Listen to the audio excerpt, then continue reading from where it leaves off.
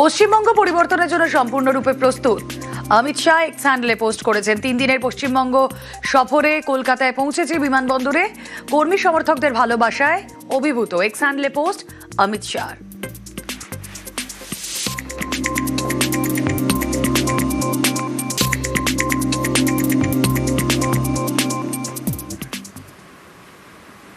বাংলাকে অপমানের অভিযোগে সরব মুখ্যমন্ত্রী। গণতান্ত্রিক অধিকার রক্ষায় লড়াইয়ের বার্তা মমতার। মনে রাখবেন, সহ্য করছি, ধৈর্য ধরছি, সহ্যেরও একটা লিমিট থাকে।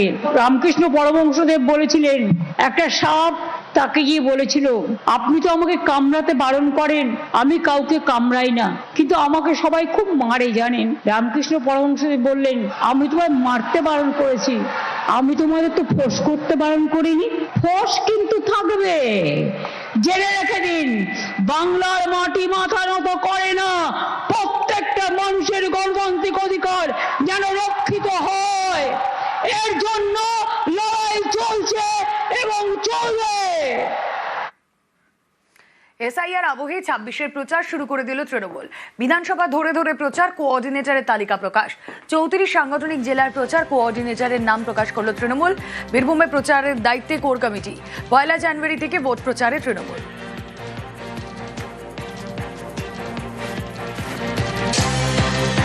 বিধানসভা ধরে ধরে প্রচার, কোঅর্ডিনেটরদের নামের তালিকা।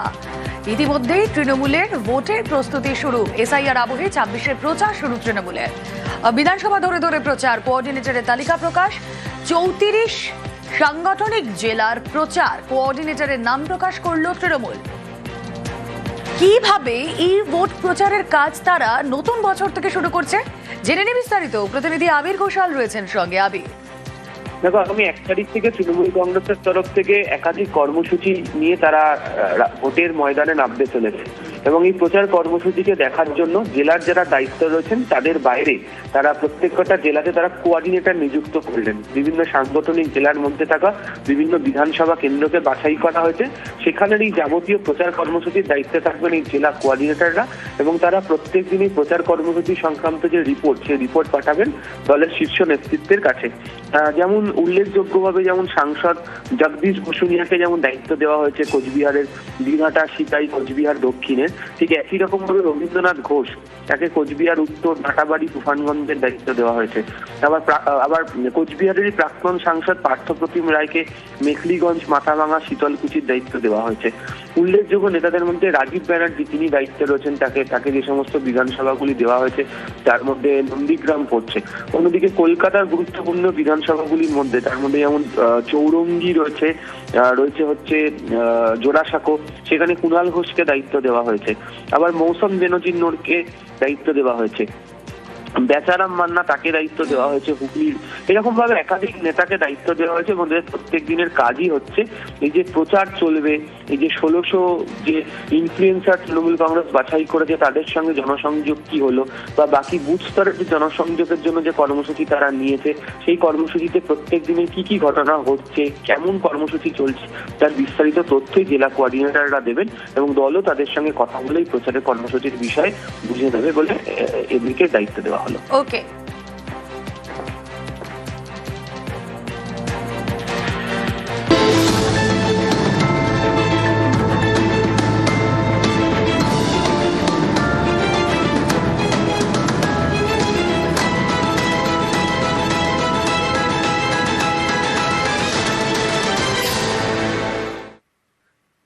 হিয়ারিং এ হয়রানির খবর। শতায়ু হাঁটতে পারেন না, তাকে হাজির হতে হয়েছে কোথায়? এসআইআর এর শুনানিতে। কেউ আবার দুবার স্ট্রোকে আক্রান্ত, 96 বছর বয়স, তবু যেতে হয়েছে বিডিও অফিসে। এসআইআর শুনানিতে দিকে দিকে বয়স্কদের চরম হয়রানি। কি অবস্থা এই ভদ্রলোকের, কি অবস্থা?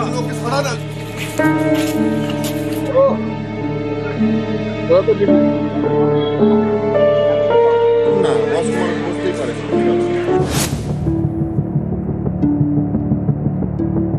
ইনি মুক্তিবালা প্রামাণিক, পূর্ব বর্ধমানের কাটোয়ার রাধাকৃষ্ণপুরের বাসিন্দা। শতায়ু মুক্তিবালা এখন আর হাঁটতে পারেন না। এই অবস্থাতেও তাকে যেতে হয়েছে এসআইআর শুনানিতে ভ্যানে শুয়ে।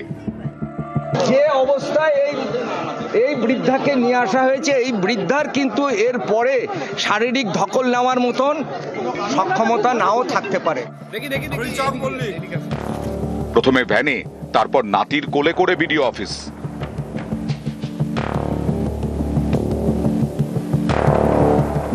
আমরা বলেছিলাম, বলেছিল এখানে নিয়ে আসতে হবে। আমরা দেখতে পাচ্ছি শীতকালে ঠান্ডা, বুড়ো মানুষ, সবই ওকে কোলে করে তোলা হয়েছে, কোলে করে নামাইতে হচ্ছে। অফিসার বলেছে যে এখানে নিয়ে আসতে হবে। কোচবিহারের দিনহাটার বাসিন্দা নিখিল চন্দ্র সরকার, বয়স 96, দুবার স্ট্রোক হয়ে গেছে। অসুস্থ শরীরে ঠিকমতো হাঁটতে পারেন না, তবু তাকে ডেকে পাঠানো হয়েছে হিয়ারিং এ। বাবার নামে নোটিশ আসছে, তো বললো যে হিয়ারিং আছে, বিডিও অফিসে যেতে হবে। তো আমরা বিডিও অফিসে বাবা মাকে নিয়ে আসলাম। আরে কিভাবে কি করলো কিছুই বুঝলাম। তাহলে উনি এতদিন থেকে সবারই ছিল। আচ্ছা, ভোট দেননি? হ্যাঁ, ভোট দিচ্ছে। মালদার ইংরেজ বাজারের ঝর্ণা দাস, বয়স 90 ছুঁই ছুঁই, সোজা হয়ে হাঁটতে পারেন না। এই অবস্থাতেও যেতে হয়েছে এসআইআর এর শুনানিতে বিডিও অফিসে।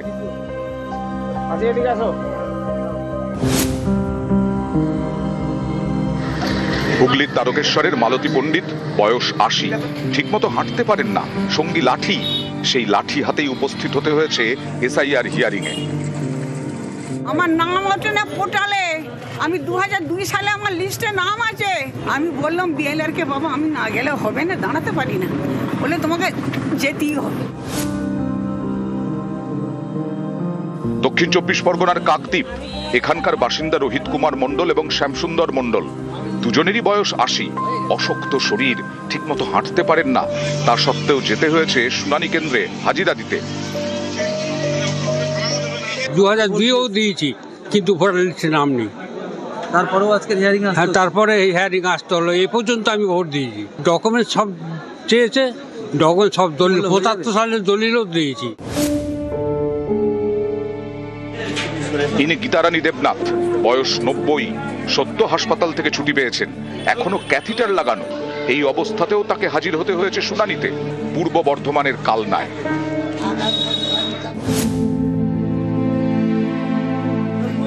শিলিগুড়ির নকশালবাড়ি, বিক্রমাস মুন্ডা, বয়স 89, দক্ষিণ কটিয়াজোতে বাড়ি, 80 বছরের নীলমোহন সরকারের। এই বয়সেও লাইন দিতে হয়েছে এসআইআর শুনানিতে। জ্যোতি বসুক থেকে ভোট দিয়ে কোনো দিন আমার বাকি রাখিনি। সকালকে ভোট দিছি। অসুবিধা, শ্বাসের কষ্ট, বাড়িতে করলে তো ভালো সুবিধা হতো। উত্তর 24 পরগনায় বারাসাত 1 নম্বর ব্লকের শুনানি। গাড়ি ভাড়া করে সেখানে হাজির 83 বছরের শোভারানী দে। তাঁরও বাড়ি হৃদয়পুরে। পরিবারের দাবি 10,000 টাকা দিয়ে গাড়ি ভাড়া করতে হয়েছে। আমাকে দুটো গাড়ি ভাড়া করে 5-এর বাজে 10,000 টাকা খরচা আছে। এই 10,000 টাকা খরচা আমার ঘর থেকে দিতে হলো। তো এই জাস্ট এখানে হিয়ারিং অ্যাটেন্ড। কত দূর থেকে আসছে? হৃদয়পুর কৈলাসনগর থেকে এসেছি। অসুস্থ মানুষ টেনে নিয়েছে, রাস্তায় কিছু হয়ে গেলে কিছু করার ছিল না আমার। হৃদয়পুরেরই বাসিন্দা বাবলি দত্ত, বয়স 66, অসুস্থ, পেসমেকার বসানো হয়েছে। এসআইআর শুনানিতে যেতে হয়েছে 5 কিলোমিটার দূরে বারাসাত 1 নম্বর ব্লকে। তার দাবি এর জন্য 10,000 টাকা দিয়ে গাড়ি ভাড়া করতে হয়েছে। যেহেতু আমার প্রেসমেকার বসানো আছে, ভালভ রিপ্লেসমেন্ট আছে, আমার একটা শারীরিক কষ্ট অনুভব করছি আমি এখন। বীরভূমের শিউড়ির বাসিন্দা রহিম শাহ, বয়স 67, বেশ কয়েকদিন ধরে হাসপাতালে ভর্তি ছিলেন। রবিবার ছুটি পান, সোমবার হাজির শুনানিতে।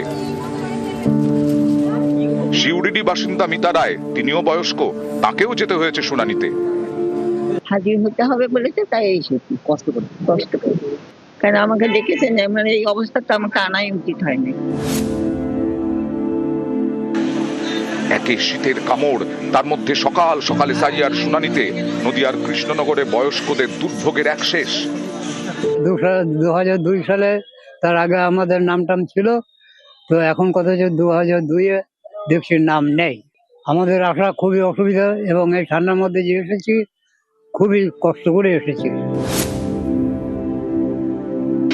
কেউ অসুস্থ, কেউ বয়স্ক, এই অবস্থায় জলপাইগুড়ির ধূপগুড়িতে শুনানিতে হাজিরা। কোমরে ব্যথা। এই ঠান্ডার মধ্যে কতটা কষ্ট হচ্ছে? 2002 লিস্টে নাম ছিল না আপনাদের? দক্ষিণ 24 পরগনার কুলতলির বাসিন্দা আরি হোসেন শেখ ঠিকমতো হাঁটতে পারেন না। কুলতলিরই বাসিন্দা যুধিষ্ঠির মণ্ডল, তিনিও অসুস্থ, ঠিকমতো কথা বলতে পারেন না। দুজনকেই হাজির হতে হয়েছে হিয়ারিং এ। হিয়ারিং এ ডেকেছে? হ্যাঁ, আমার শরীর খারাপ তো। বছর 70-এর মীনাক্ষী মিত্র, বয়সের ভারে হাঁটতে সমস্যা, তাই সঙ্গী পরিচারিকা। ইনি অশোক কুমার চট্টোপাধ্যায়, সঙ্গী লাঠি। অসুস্থ শরীরে দুজনেই হাজির শুনানি কেন্দ্রে কলকাতার রাসবিহারীতে। নিউ টাউনেও শুনানিতে বয়স্কদের হয়রানির অভিযোগ।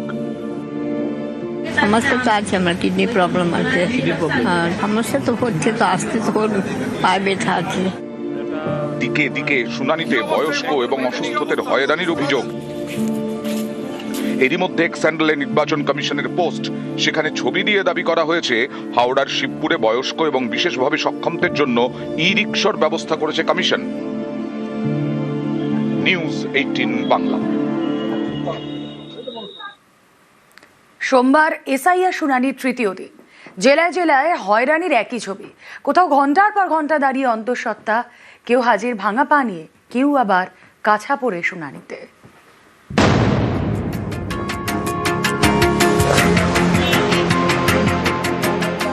সোমবার সকালে বসিরহাট 2 বিডিও অফিসে হিয়ারিং এর জন্য ভিড়। ঘন্টার পর ঘন্টা লাইন। সেই লাইনে গিয়ে দাঁড়াতে হয় 8 মাসের অন্তঃসত্ত্বাকে। সমস্যা হচ্ছে? কি সমস্যা হচ্ছে? এই মাথা ঘোরাটা, তো বাথরুম পাচ্ছি বারবার, অসুবিধা তো হবে এত লোকজনে না আসলে। শুনানিতে ডাক করার কি সমস্যা? তো হিয়ারিং এ দেখে জানি না এখন কি করবে। অনেকক্ষণ বসে আছে? অসুবিধা হচ্ছে না?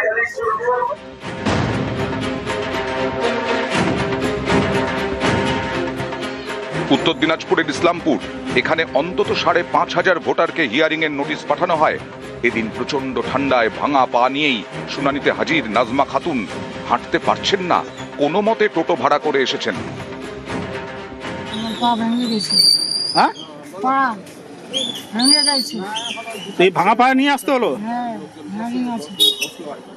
কষ্ট হচ্ছে না? কষ্ট হচ্ছে, টোটো রিজার্ভ করে আনছে, কিরকম করে যাবো উপরে, আমার পা ভেঙে গেছে। ভাঙা পা নিয়ে খুব কষ্ট হয়।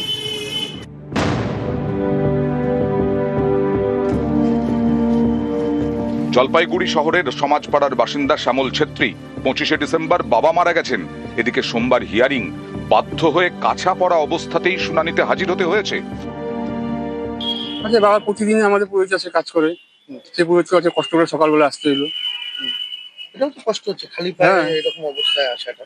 বাবা মারা গেলেন কবে? এই 25 তারিখে। আপনি অনুরোধ করেছিলেন? অনুরোধ আর কি বলবো, আর কি বললো? বলো আসতে লাগবে।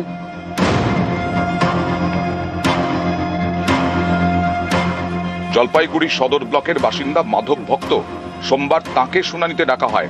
মাধবের মেয়ের শুনানিতে ডাক পড়েছে বুধবার। মাধবের দাবি, তার মেয়ের হার্টে ফুটো, চিকিৎসার জন্য বেঙ্গালুরু যাওয়ার কথা। 2 মাস আগে ট্রেনের টিকিট কেটেছেন, মঙ্গলবার ট্রেন, কিন্তু বুধবার মেয়েকে শুনানিতে ডাকা হয়েছে।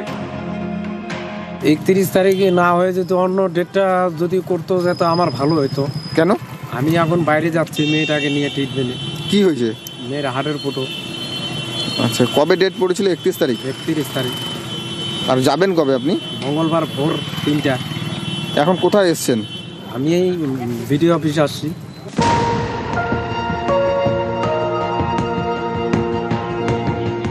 সোমবার আলিপুরদুয়ার 1 ব্লকের বিডিও অফিসে হিয়ারিং এ হাজির পরিযায়ীরা। কেউ ভিন রাজ্যে কাজ করেন, কেউ আবার ভিন দেশে। শুনানির নোটিশ পেয়ে সব কাজ ফেলে তড়িঘড়ি ছুটে এসেছেন। আমি ভোটার থাকি। কাজকর্ম ছেড়ে তো আসতে হলো? হ্যাঁ। এমনি কিছু কাগজপত্র চেয়েছে? হ্যাঁ, কাগজপত্র চেয়েছে। কি কি চেয়েছে? যেমন আমার যে ডকুমেন্টস আছে, আমার ফ্যামিলির ডকুমেন্টস, মানে আমার বাবা মায়ের ডকুমেন্টস, এগুলো চেয়েছে। বাড়ির সব কিছু কাজ টাজ ফেলে দিয়ে এখানে আসতে লাগছে। এই 16-18 কিলোমিটার দূর থেকে আসছি, এখন নোটিশ করছি, এখন তো আসতেই লাগবে। টাকা চেয়ে হলে ভালো হয়। আসলো না সেটা তো বলতে পারবো না। কার গাফিলতি বলতে পারে? সেটা আমরা কি করবো? নিউজ 18 বাংলা।